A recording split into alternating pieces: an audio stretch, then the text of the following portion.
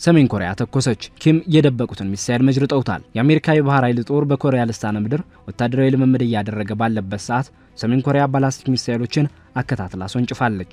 የኪም የሚሳኤል ተኩስ ትራምፕን ያበሳጨና ያስደነገጠም ሆኗል። ኪም አምረረዋል። ትራምፕ የማይደፍሯቸው ብቸኛ መሪ ሲሆኑ ከነካችሁኝ የኒውክሌሩን ቀይ ቁልፍ ጫነዋለሁ የሚል ማስፈራሪያ በየጊዜው ያሰማሉ። ከሰሞኑም ዓለም ትኩረቱን ሁሉ ወደ መካከለኛው ምስራቅ ላይ ባደረገበት ሁኔታ በደቡብ ኮሪያ ባለ የአሜሪካ ቤዝ ላይ ሚሳኤልን አዝንበዋል። ውድ ቻናላችን ቤተሰቦች ሰሜን ኮሪያ ተኩሳለች፣ ኪም እንደዛቱት አድርገውታል። ይህን ተከትሎ በአሜሪካ በኩል ያጸፋ ምላሽ እየተጠበቀ ነው። በዚህ ዝግጅት ይህንን ጉዳይና ሰሜን ኮሪያ ምስጢራዊ ሚሳኤልና ኒውክሌር አቅምን እንመለከታለን። አብራችሁን ቆዩ። ኒውክሌርን ያህል ነገር ተሸክመው ዓለምን እያንቀጠቀጡ ያሉት ሰሜን ኮሪያዊ ኪም ጆንጉን መካከለኛው ምስራቅ ላይ የተለኮሰው ጦርነት ሰርግና ምላሽ ሆኖላቸዋል። ጦርነቱ እስካሁን ያልሞከሯቸውን መሳሪያዎችን እንዲፈትሹ በር ከፍቶላቸዋል የተባለ ሲሆን ምናልባትም ነገሩ ተካሩ ወደ ኒውክሌር ጦርነት የሚሻገር ከሆነም የኒውክሌሩን ቀይ ቁልፍ ለመጫን አሰፍስፈው እየጠበቁ ነው የሚገኙት። ከቀናት በፊት በመካከለኛው ምስራቅ ቀጠና አንድ ሰሜን ኮሪያዊ ከተገደለ ወደ ጦርነቱ ገባለው ሲሉ ዝተው የነበሩት ኪም አንድም ሰሜን ኮሪያው ጥቃት ባይደርስበትም እርሳቸው ግን ጦርነቱ ከተጀመረ ለሁለተኛ ጊዜ ሚሳኤሎችን አስወንጭፈዋል። አልአረቢያ ጋዜጣ በዛሬው ዕለት በፊት ገጹ ይዞት በወጣው መረጃ ሌሊት ላይ ኪም ጆንጉን በሰጡት ትዕዛዝ 10 የሚደርሱ ሚሳኤሎች ወደ ደቡብ ኮሪያ ተተኩሰዋል ብሏል። ጥቃቱ በደቡብ ኮሪያ በሚገኙ የአሜሪካ የጦር ቤዞች ላይ ያነጣጠረ እንደሆነ ዘገባው ጠቅሷል። በዚህ ሰሜን ኮሪያ ሚሳኤል ጥቃት የአሜሪካ ወታደራዊ ቤዝ ክፉኛ መጎዳቱ ተሰምቷል። ይህን ተከትሎ የአሜሪካ ያጸፋ እርምጃ ልትወስድ እንደምትችል እየተፈራ ነው።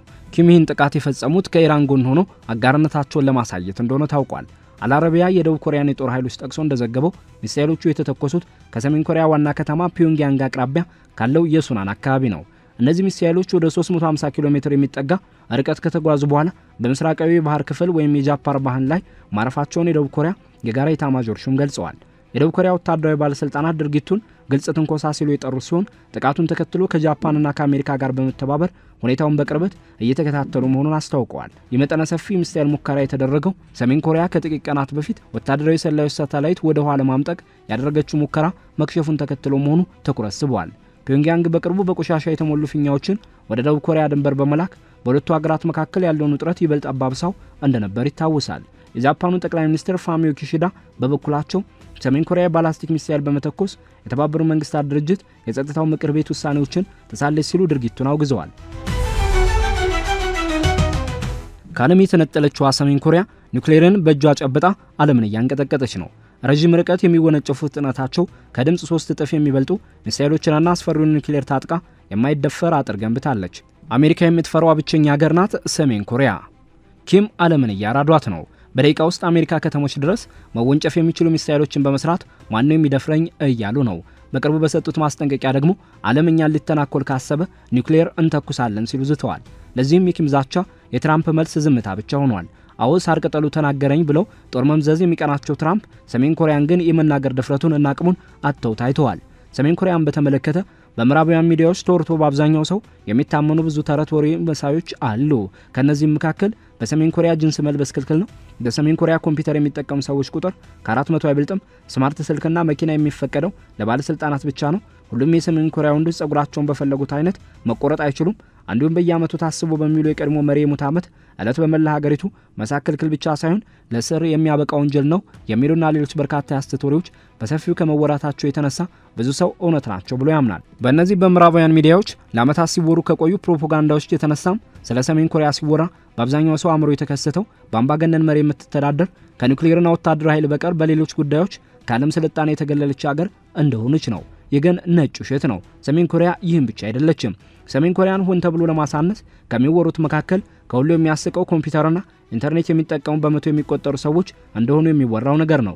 እውነታው ምንድነው ካልን ሰሜን ኮሪያ የራሷ የሆነ ኢንተርኔት ሲስተም ያላት፣ በሚሊዮን የሚቆጠሩ የስልክና ዋይፋይ ተጠቃሚዎች የሚገኙባት፣ በኮምፒውተር ዕውቀታቸው የመጠቀ ዕውቀት ያላቸው በሺ የሚቆጠሩ ወጣቶች ያሉባት ሀገር መሆኗ ነው። እንዲያውም ለኮምፒውተርና ኮዲንግ ዕውቀት ቦታ ከመስጠታቸው የተነሳ በልጅነታቸው በሂሳብና በኮምፒውተር ሳይንስ ጎበዝ የሆኑ ተማሪዎችን የሚመለመለና በስሩ አድርጎ የሳይበር ውጊያ ስልጠና ኮዲንግና ሃኪንግን ጨምሮ ከፍተኛ የኮምፒውተርና የሳይበር ስልጠና የሚሰጥ ቢሮ 121 የሚባል ተቋም ሁሉ አለ። በርካታ ስያሜዎችን በመጠቀም የተለያዩ የሳይበር ጥቃቶችን የሚፈጽመው ቢሮ 121 ከሁለት ዓመታት በፊት ወደ ናሳ የመረጃ ቋት በመግባትና መረጃዎችን በመውሰዱ በአሜሪካ ፍትህ ሚኒስቴር በሰሜን ኮሪያ ላይ ክስ መስርቶ እንደነበር የቅርብ ትውስታ ነው። በ24 ተፈጽሞ በነበረው በዚህ የሳይበር ጥቃት እነዚህ የሰሜን ኮሪያ ሃከሮች ማኡ በተባለ የረቀቀ ቫይረስ አማካኝነት የናሳን የኮምፒውተር ሲስተም ሰብረው ከገቡ በኋላ የናሳ የሳይበር ጥበቃ ክፍል ሳያውቅባቸው ለ3 ወራት ተደብቀው በመቆየት 17 ጂቢ የሚሆን ጠቃሚ መረጃ መውሰድ ችለው ነበር። እንግዲህ ኢንተርኔት የለም ኮምፒውተር የሚባለውን ነገር የሚያውቁ ሰዎች ቁጥር ከ400 አይበልጥም ሲባል የምንሰማው የሰሜን ኮሪያውያን የኮምፒውተር ዕውቀት ይህን ያህል ነው። አስደናቂ ሳይበር ዕውቀት ያላቸው እነዚህ የቢሮ 121 ሃከሮች አንድ ጊዜ ደግሞ የደቡብ ኮሪያን መከላከያ ሚኒስቴር የኮምፒውተር መረብ ጥሰው ገብተው ነበር። ሃከሮቹ እጅግ ጥብቅ ቁጥጥር ወደሚደረግበት ወደ ደቡብ ኮሪያ መከላከያ ሚኒስቴር የኮምፒውተር ሲስተም ከገቡ በኋላ የአሜሪካና የደቡብ ኮሪያ ጦር በጋራ ያዘጋጁትን ኦፕሬሽን ፕላን 5015 የተባለውን የጦር ዕቅድ መንተፈው ወስደዋል። የዕቅድ ሰሜን ኮሪያ ወረራ በተፈጸመ እንዴት ምላሽ እንደሚሰጠና የሰሜን ኮሪያን መሪዎች ለማጥፋት የታቀደ ምስጢራዊ ሰነድ ነበር እና ምዕራባውያን ሚዲያዎች አንሳ እንድትታይ የሚሞክሩት ኮሪያና ምድር ላይ ያለው እውነታ የሰማይና የምድር ያህል እየተራራቀ ነው። ስለ ሰሜን ኮሪያ ይህን ያልን ካል የጦር መሳሪያዎቿን አስደናቂ ምንነት በጥቂቱ እንመልከት። ኪም ጆንግ ኡን ከምንም በላይ ለወታደራዊ ጉዳዮች ቅድሚያ የሚሰጡና በዚህም ወታደራዊ ቁጥጥር ያለየለበት አገር የፈጠሩ መሪ ናቸው። ኪም ሁሌም ቢሆን ለጠላት ተዘጋጅተህ ጠብቅ የሚል መርህ አላቸው። አሜሪካና ደቡብ ኮሪያ ይወሩኛል በሚል ስጋት ዕለት ከዕለት የሚንቀሳቀሱ ናቸው። በዚህም በየጊዜው አስደናቂ ሚሳኤሎችንና አስፈሪ ኑክሌሮችን ይፋ ያደርጋሉ። የተባበሩት መንግስታት ድርጅትና ጎረቤት ሀገራት የኑክሌር መርሃ ግብሯን እንድታቆም የሚያቀርቡትን ጥሪ የማትቀበለው ሰሜን ኮሪያ መሳሪያውን ለጠላቶቿ ጠንካራ ጋሻ አድርጋ ትመለከታለች። ሰሜን ኮሪያ የኑክሌር ጦርን ለመሸከም የተነደፉትን የተለያዩ ባላስቲክ ሚሳኤሎችን እያለማች ነው። ሚሳኤሎቹ የአሜሪካ አጋሮችን ደቡብ ኮሪያና ጃፓንን ለመምታት እንዲሁም የአሜሪካን የጦር ሰፈሮች ሊያጠቁ የሚችሉ የረጅም ርቀት መሳሪያዎች ናቸው። ፒዮንግያንግ ኒውዮርክን ወይም ዋሽንግተንን መምታት የሚችሉ አህጉር አቀፍ ባላስቲክ ሚሳኤሎችንም እየሰራች ነው። ህዋሶንግ 17 የተባለው አዲስና ትልቅ ሚሳኤል በጥቅምት ወር የሰራተኞች ፓርቲ 75ኛ ዓመት በዓል በወታደራዊ ሰልፍ ላይ ታይቷል። የነዳጅ ቴክኖሎጂን የሚጠቀም አህጉር አቋራጭ ባላስቲክ ሚሳኤል በማምረት ላይ የምትገኝ ሲሆን አሜሪካ መተኮሱን እንዳታውቅ የሚያደርግ ቴክኖሎጂ አለው ነው የተባለው። ባለሙያዎች እንደሚገምቱት ሰሜን ኮሪያ ከ40 እስከ 50 የሚደርሱ የኒውክሌር ጦር ራሶች አሏት። በ21 ሀገሪቱ 6 የኒውክሌር ሙከራዎችን አድርጋለች። አሜሪካ፣ ጃፓንና ደቡብ ኮሪያ ፒዮንግያንግ በቅርቡ ሌላ ሙከራ ታደርጋለች ብለውም ይጠብቃሉ።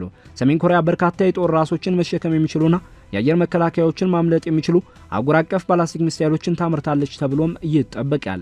ኪም የባህር ሰርጓጅ መርከቦችን ለመስራት ጥረት አድርገዋል የተባለም ሲሆን በቅርቡ አዲስ ሰርጓጅ መርከብ ለማሰማራት በጉጉት እየተጠባበቁ ነው ተብሏል። የሚሳኤሎችን ማስወንጨፍ እንደሚችል ባለሙያዎች ይናገራሉ። በተመሳሳይ ከሳምንታት በፊትም ከደቂቃዎች አሜሪካ የሚደርሱ ሚሳኤሎችን ይፋ አድርገዋል።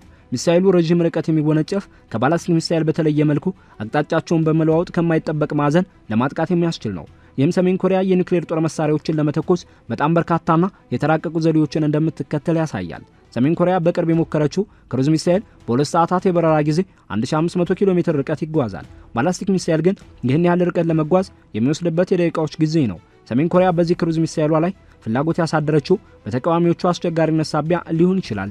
ክሩዝ ሚሳኤሎች በአገልግሎታቸው ከባላስቲክ ሚሳኤሎች ይለያሉ። እነዚህ ሙከራዎችም የሚያሳዩት ምንም እንኳን ኪም ሀገራቸው የገጠማትን ችግር እየታገሉ ቢሆንም የኒውክሌር አቅሟን ለማሳደግ አሁንም ቁርጠኛ መሆናቸውን ነው። በመሆኑም በሰሜን ኮሪያ ቅድሚያ የሚሰጣቸው መሰረታዊ ጉዳዮች ላይ ለውጥ ካልታየ ወይም በአሜሪካ የሳካ ዲፕሎማሲያዊ ግንኙነት ካልተደረገ በስተቀር ፒዮንግያንግም አቅሟን ማሻሻልና ማጠናከሯን እንደምትቀጥል ይጠበቃል። የተባበሩት መንግስታት የጸጥታው ምክር ቤት ማዕቀብ ሰሜን ኮሪያ ባላስቲክ ሚሳኤሎችን እንዳትሞክር ይከለክላል። ነገር ግን የሚከለክለው በዚህ ሳምንት የሞከረችውን ክሩዝ ሚሳኤልን አይደለም። ምክንያቱ ደግሞ ባላስቲክ ሚሳኤሎች ትልቅና ኃይለኛ የሆኑ ጭነቶችን መሸከም ስለሚችሉ ረጅም ርቀት ስለሚጓዙና ፈጣን በመሆናቸው የበለጠ አስጊ እንደሆኑ ስለሚታሰብ ነው። ነገር ግን የመጨረሻ መዳረሻቸው ላይ የመንቀሳቀስ ውስን አቅም ካላቸው ከባላስቲክ ሚሳኤሎች ይልቅ ክሩዝ ሚሳኤሎች ወደ ምድር ሲወርዱ ወደ ተለያየ አንግል በመዟዟርና በጉዟቸውን በመዘዋወር ካልተጠበቁ ማዕዘኖች ለማጥቃት ያስችላሉ። መሬት ላይ ያሉ የራዳር ስርዓቶችም ብዙውን ጊዜ እነዚህ ሚሳኤሎች የሚያገኟቸው በጉዟቸው መጨረሻ ላይ ነው። የደግሞ እነርሱን ለመጥለፍ የመሞከር እድሉ በጣም ዝቅተኛ የሚሆንበት ደረጃ ነው። በእርግጥ ክሩዝ ሚሳኤል ለሰሜን ኮሪያ በመሰረታዊነት አዲስ ቴክኖሎጂ አይደለም። ለዓመታት ከሶቪየት የመነጩ ጸረ መርከብ ክሩዝ ሚሳኤሎችን ሞክራለች፣ አሻሽላለችም። በቅርቡ የተሞከሩት ሚሳኤሎች ግን ቀድሞ ከነበረው ክሩዝ ሚሳኤሎች በመጠናቸው ይለያሉ። እነዚህ ክሩዝ ሚሳኤሎች ሰሜን ኮሪያ በዘርፉ ያደረገችው ሰፊ ጥረት አንድ አካል ናቸው። የዓለም አቀፉ የአቶሚክ ኤነርጂ ኤጀንሲ ዋና ዳይሬክተር በቅርቡ እንደገመገሙት ፒዮንግያንግም የጋዝ ግራፋይት ስራዋን በዮንግኮንግ ኮምፕሌክስ እንደገና ጀምራለች። ይህም ለኒውክሌር ጦር መሳሪያ የሚውለውን ፕሉቶኒየም ማምረት መጀመሯን ያሳያል። የክሩዝ ሚሳኤል ሙከራ ከተደረገ በኋላ ባሉ ቀናት የባላስቲክ ሚሳኤሎች ሙከራ ማድረጓ ሰሜን ኮሪያ ዘላቂነት ያለው ሚሳኤል ማበልጸግ የመሞከረና የመገምገም ዘመቻዎችን እንደገና መጀመሯን አመላክቷል። ሌላው በቅርቡ ይፋ ያደረገችው ሚሳኤል ተሸካሚ መርከብ ነው። የ5000 ቶን የሚመዝነውና ቾይሆን የተሰኘው አዲስ የጦር መርከብ ገና በይፋ ስራ ሳይጀምር ነው ይህን አስደንጋጭ የሚሳኤል ሙከራ ያካሄደው። ኪም ራሳቸው በቦታው ተገኝተው ሙከራውን በፈገግታ የተከታተሉ ሲሆን መርከቡን የሀገራችንን የባህር ላይ ጥበቃ አዲስ ምልክት ሲሉ በኩራት አሞካሽተውታል። ነገሩ የባሰ አስደንጋጭ የሚሆነው ደቡብ ኮሪያ እንዳጋለጠችው እነዚህ ስትራቴጂካዊ የተባሉ ሚሳኤሎች የኒውክሌር አረር መሸከም የሚችሉ መሆናቸው ነው። ኪም በጉብኝታቸው ወቅት ጠላቶቻቸውን የሚያስጠነቅቅ ቆፍጠን ያለ መልእክት አስተላልፈዋል። የባህር ኃይላችንን በኒውክሌር መሳሪያ የማስታጠቁ ስራ በሚገባና በሚያስደስት ፍጥነት እየተከናወነ ነው ብለዋል። አክለውም ባለፉት 50 ዓመታት አይተነው የማናውቀውን አስደናቂ የባህር ላይ ሉዓላዊነት እያስመዘገብን ነው በማለት ቀጠናውን በስጋት ውስጥ የሚጥል ንግግር አድርገዋል። የሰሜን ኮሪያ የባህር ኃይል ጉዞ ግን ሁሌም አልጋ ባልጋ አልነበረም። ታስታውሱ እንደሆነ ባለፈው ዓመት በግንቦት 25 ሌላ ተመሳሳይ ግዙፍ መርከብ ሊያስመርቁ ሲሉ መርከቡ በስህተት ተገልብጦ ከፍተኛ ውርደት ገጥሟቸው ነበር። ያኔ ኪም በንዴት አብደው ጉዳዩን ወንጀልና ከፍተኛ ቸልተኝነት ሲሉ የባለስልጣናቶቻቸውን ቁም ስቅል አሳይተው እንደነበር አይዘነጋም። ያሳፋሪ ክስተት የመርከቡን አካል ክፉኛ ጎድቶት የነበረ ቢሆንም አሁን ግን ያንን ውድቀት ተበቅለው በአዲስ የጦር መርከብ ጀብዱ ተመልሷል። የሁሉ የጦር መሳሪያ ፉከራ በሚካሄድበት ሰዓት ኪም ለህዝባቸው ኑሮን ለማሻሻል ቃል መግባታቸውም ሌላው አነጋጋሪ ጉዳይ ነው። ሰሞኑን በተካሄደው የፓርቲያቸው ጉባኤ ላይ ኢኮኖሚያችንን ማሳደግና የህዝባችንን ኑሮ ማሻሻል አስቸኳይ ታሪካዊ ግዴታችን ነው፣ አንዲትም ሰከንድ ማባከን የለብንም ሲሉ ተናግረዋል። ሆኖም ሰሜን ኮሪያ አሁንም ቅድሚያ የምትሰጠው ከአሜሪካና ከደቡብ ኮሪያ የሚመጣባትን ጫና ለመቋቋም ስትል የኒውክሌርና የጦር ኃይሏን ማፈርጠም ላይ መሆኑ የአደባባይ ምስጢር ነው። ህዝቡ በደህንነት እየማቀቀም ቢሆን የኪም ትኩረት ግን አሁንም ወደ ሰማይ በሚተኩሱት ሚሳኤሎች ላይ ነው። እንደ አሜሪካ የመከላከያ መረጃ ኤጀንሲ ግምገማ ሰሜን ኮሪያ በአመት ከ7 እስከ 11 ቢሊዮን ዶላር ታወጣለች። ይህም ማለት ሀገሪቱ ለጦር ኃይሏ የምጣኔ ሀብቷ ከ20 እስከ 30 በመቶ የሚሆኑን ታወጣለች። የተጣለባት ዓለም አቀፋዊ ማዕቀብ ጉዳት ቢያደርስባትም ሰሜን ኮሪያ የታገዱ ምርቶቿን በድብቅ ትሸጣለች ተብሏል። የኪም አገዛዝ በሳይበር ወንጀል ወደ 2.3 ቢሊዮን ዶላር ገደማ አከማችቷል ተብሎም ይታመናል።